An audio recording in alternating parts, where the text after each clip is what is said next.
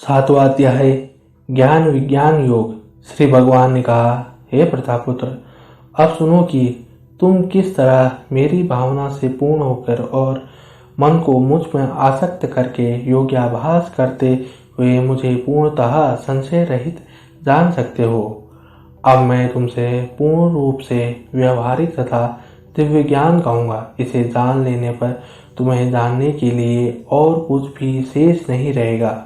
कई हजार मनुष्यों में से कोई एक सिद्धि के लिए प्रयत्नशील होता है और इस तरह सिद्धि प्राप्त करने वालों में से विरला ही कोई मुझ वास्तव में जान पाता है।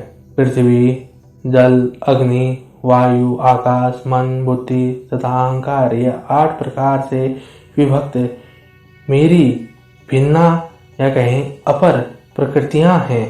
हे महाबाहु अर्जुन, इनके अतिरिक्त मेरी एक अन्य पराशक्ति है जो उन जीवों से युक्त है जो इस भौतिक अपरा प्रकृति के साधनों का विदोहन कर रहे हैं। सारे प्राणियों का उद्गम इन दोनों शक्तियों में है। इस जगत में जो कुछ भी भौतिक तथा आध्यात्मिक है, उनकी उत्पत्ति तथा प्रलय मुझ में ही तुम जानो। हे धनंजय, मुझसे श्रेष्ठ कोई सत्य नहीं है। जिस प्रकार मोती धागे में गुथे रहते हैं, उसी प्रकार सब कुछ मुझ पर ही आश्रित है। हे कुंती पुत्र, मैं जल का स्वाद हूँ, सूर्य तथा चंद्रमा का प्रकाश, वैदिक मंत्रों में ओंकार हूँ, आकाश में ध्वनि हूँ तथा मनुष्यों में सामर्थ्य हूँ।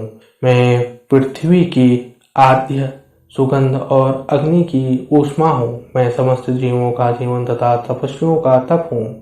हे प्रतापपुत्र, यह जान लो कि मैं ही समस्त जीवों का आदि बीज हूँ, बुद्धिमानों की बुद्धि तथा समस्त तेजस्वी पुरुषों का तेज हूँ।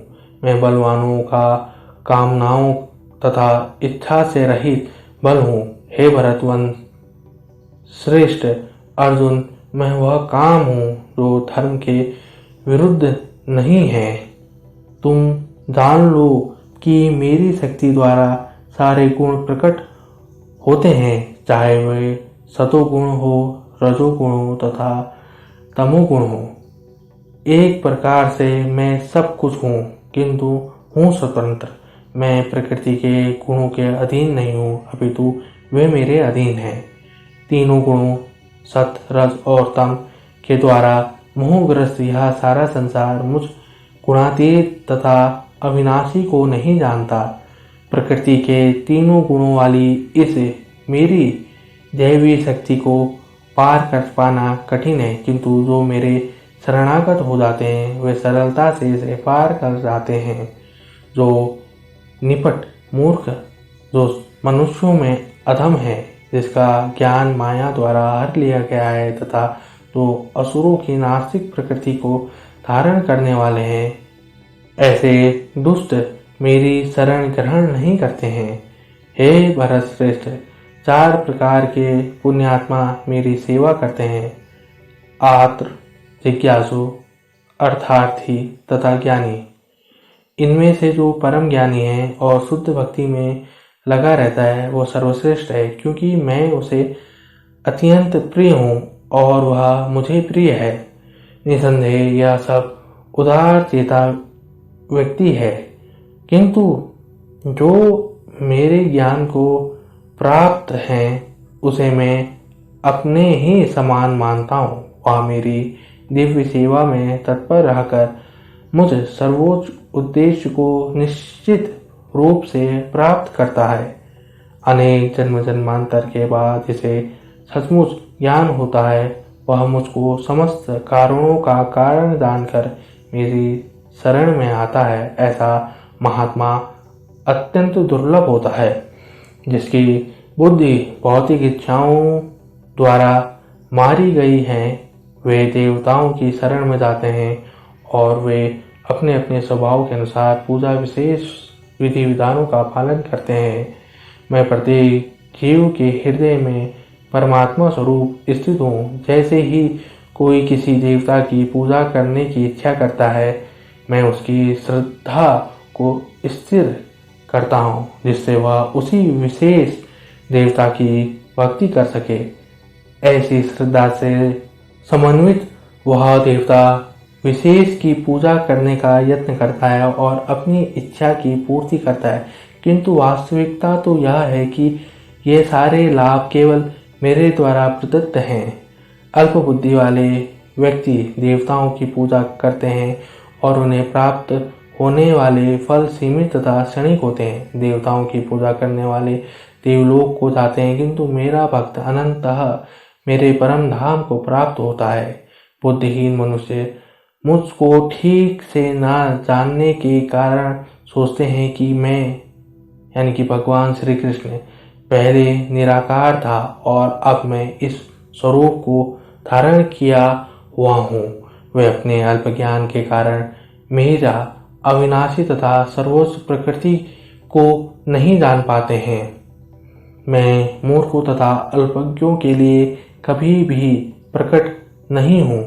उनके लिए तो मैं अपनी अंतरंग शक्ति द्वारा आच्छादित रहता हूँ तथा वे यह नहीं जान पाते कि मैं अजन्मा तथा अविनाशी हूँ। हे अर्जुन, श्री भगवान होने के नाते मैं जो कुछ भूतकाल में घटित हो चुका है, जो वर्तमान में घटित हो रहा है और जो आगे होने वाला है, वह सब कुछ जानता हूँ। मैं समस्त जीवों को भी जानता हूँ, किंतु मुझे कोई नहीं जानता।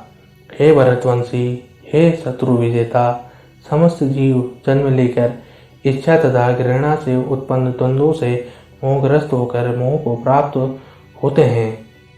जिन मनुष्यों ने पूर्व जन्मों में तथा इस जन्म में पुण्य कर्म किए हैं और जिनके पाप कर्मों का पूर्णतः उच्छेदन हो चुका होता है, वे मोह के द्वंद्वों से मुक्त हो जाते हैं और वे संकल्प पूर्वक मेरी सेवा में तत्पर होते हैं।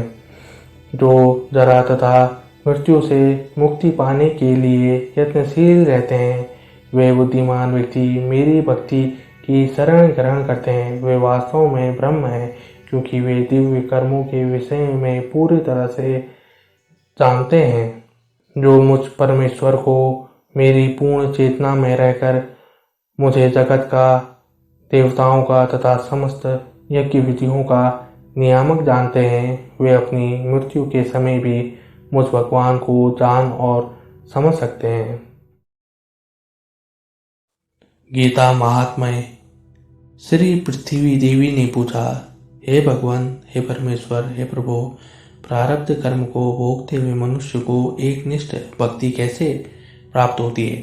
इसका उत्तर देते हुए श्री भगवान विष्णु कहते हैं, प्रारब्ध को भोगता हुआ जो मनुष्य सदा श्री गीता के अभ्यास में आसक्त हो, वही इस लोक में मुक्त एवं सुखी होता है तथा कर्म में लेपायमान नहीं होता। जिस प्रकार कमल के पत्ते को जल स्पर्श नहीं करता, उसी प्रकार जो मनुष्य श्री गीता का ध्यान करता है, उसे महापाप आदि पाप कभी स्पर्श नहीं करते हैं।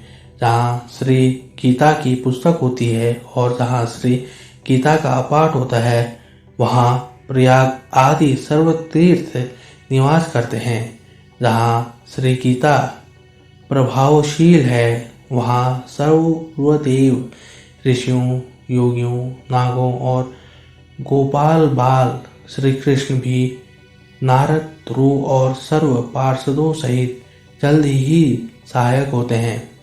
जहाँ श्री गीता का विचार, पठन, पाठन एवं श्रवण होता है, हे पृथ्वी, मैं वहाँ अवश्य निवास करता हूँ। मैं श्री गीता के आश्रय में रहता हूँ।